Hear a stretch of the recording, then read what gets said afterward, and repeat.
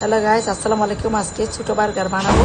Burger মাঝখান থেকে কেটে নিলাম, তারপর ফ্রাই প্যানে একটু অলিভ অয়েল দিলাম, দেওয়ার পর একটু করে হালকা করে থাপায় ভেজে নিলাম। ভেজে নেওয়ার পর কিমাগুলো ভেজে নিলাম ভালো করে, পিঠে পিঠ উল্টায় পাল্টায়।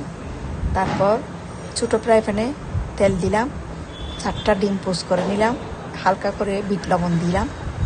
দেওয়ার পরে সস ঢেলে নিলাম একটা প্লেটে, 2 রকমের মিউনিস দিয়ে দিলাম। তারপর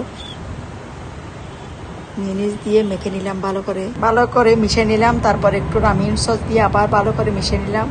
তারপর একটু মিক্সচার এগুলো সব দিয়ে দিলাম বার্গারে। পিস করে বাঁধাকপি কেটে নিলাম, বার্গারের উপরে বাঁধাকপি দিয়ে দিলাম, টমেটো দিয়ে দিলাম, শসা দিয়ে দিলাম।